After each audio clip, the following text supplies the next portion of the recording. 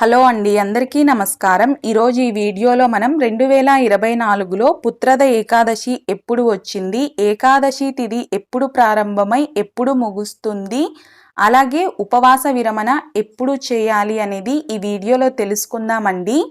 పుత్రద ఏకాదశి వ్రతం ఆచరించడం వలన పిల్లలు లేని దంపతులకు తప్పకుండా సంతాన ప్రాప్తి కలుగుతుందని మన పురాణాలైతే చెప్తూ ఉన్నాయండి. అలాగే పిల్లలు చదువుల్లో కానీ ఉద్యోగాలలో కానీ మంచిగా రాణించాలి అంటే ఈ పుత్రద ఏకాదశిని మనం భక్తి శ్రద్ధలతో ఆచరిస్తే ఆ నారాయణుడి అనుగ్రహం వలన మన పిల్లలు చక్కగా అభివృద్ధి పథంలో పయనిస్తారండి. ఇప్పుడైతే వీడియోలోకి వెళ్ళబోదాం. ప్లీజ్ వీడియోలోకి వెళ్ళబోయే ముందు వీడియోని లైక్ చేయడం అయితే మర్చిపోకండి. అలాగే ఛానల్ ఎవరైనా ఇప్పటి వరకు సబ్స్క్రైబ్ చేయకపోతే సబ్స్క్రైబ్ చేసుకొని పక్కనే ఉన్న బెల్ ఐకాన్ అయితే క్లిక్ చేయండి. పుష్యమాసంలోని శుక్లపక్షంలో వచ్చే ఏకాదశిని మనం పుత్రద ఏకాదశిగా జరుపుకుంటామండి. ఈ 2024లో ఈ పుత్రద ఏకాదశి ఎప్పుడు వచ్చింది అంటే జనవరి 21న అయితే మనము పుత్రద ఏకాదశిని జరుపుకోవాల్సి ఉంటుందండి. మనకున్నటువంటి 24 ఏకాదశుల్లో ఒక్కొక్క ఏకాదశికి ఒక్కొక్క ప్రాముఖ్యత అయితే ఉంది. అలాగే పుత్రద ఏకాదశికి కూడా ఒక ప్రత్యేకత అయితే ఉందండి. పుత్రద ఏకాదశి రోజును విష్ణువుకి అంకితం చేస్తారు. ఈరోజు ఉపవాసం ఉండి విష్ణువుని అలాగే లక్ష్మీదేవిని పూజించడం వల్ల మోక్షం లభిస్తుందని నమ్ముతారండి.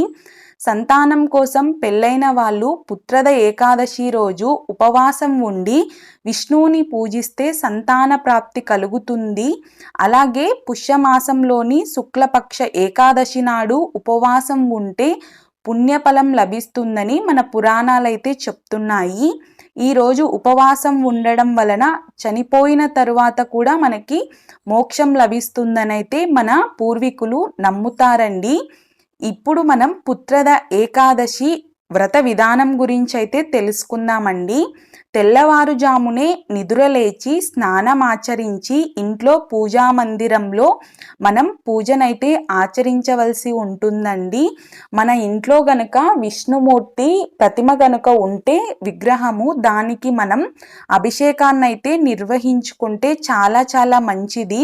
ఈరోజు విష్ణుమూర్తికి ఎంతో ఇష్టమైనటువంటి తులసి దళాలని సమర్పిస్తే చాలా చాలా మంచిదండి. ఈ రోజంతా కూడా మనము ఈ విష్ణుమూర్తి ఆరాధనలో గడపవలసి ఉంటుంది.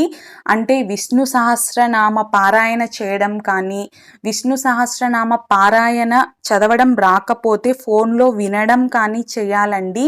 ఇవేవి చేత కాకపోతే ఓం నమో నారాయణాయ నమః అనే విష్ణు నామాలను ఏవో ఒకటి జపించడం కానీ, లేదు అంటే శ్రీరామ రామ రామేతి రమే రామే మనోరమే సహస్రనామ తత్తుల్యం రామనామ వరాననే అనే నామాన్ని 3 సార్లు జపించినా మనకు విష్ణు సహస్రనామ పారాయణ చేసిన ఫలితం అయితే ఉంటుందండి.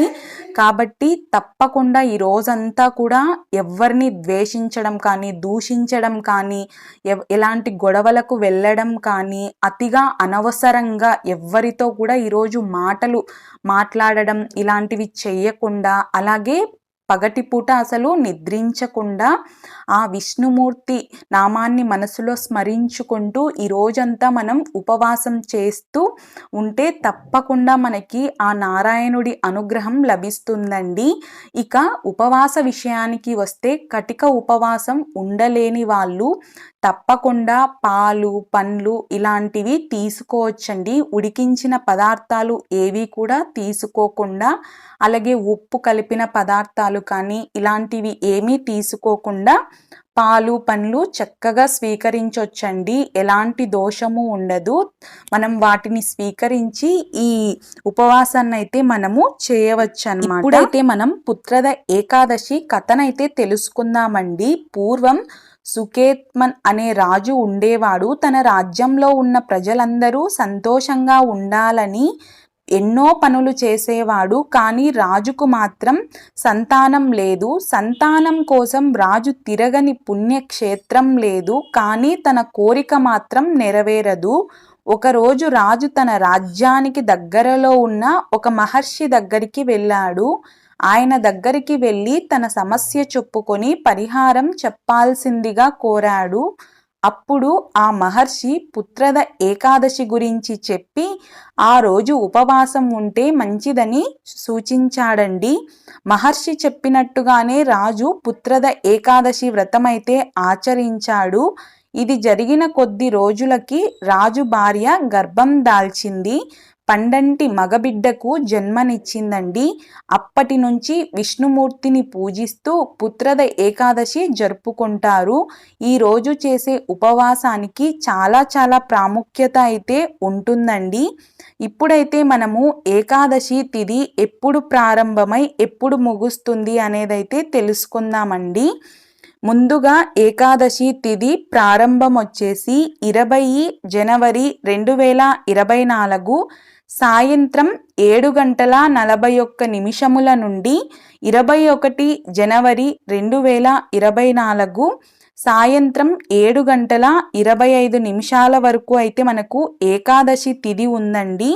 మరి మనం ఉపవాస విరమణ ఎప్పుడు చేయాలి అంటే 22 జనవరి 2024 ఉదయం 9 గంటల లోపు మనం పూజ పూర్తి చేసేసుకొని మరి ఇంకొకసారి మనం ఏదైనా విష్ణు దేవాలయాన్ని సందర్శించుకొని అక్కడ ఉన్నటువంటి బ్రాహ్మణులకు స్వయంపాక దానాన్ని కానీ లేదంటే పేదలకు ఏదైనా సహాయాన్ని చేసి మనం ఇంటికొచ్చి చక్కగా అయితే ఇక ఉపవాస విరమణ అయితే చేయొచ్చండి. ప్లీజ్ ఈ వీడియో మీకు నచ్చినట్లయితే మీ ఫ్రెండ్స్ అండ్ ఫ్యామిలీ మెంబర్స్కి షేర్ చేయండి. వీడియోని లైక్ చేయడం అయితే మర్చిపోకండి. ఛానల్ సబ్స్క్రైబ్ చేసుకొని వారు ప్లీజ్ సబ్స్క్రైబ్ చేసుకోండి. వీడియో చూసినందుకు మీకు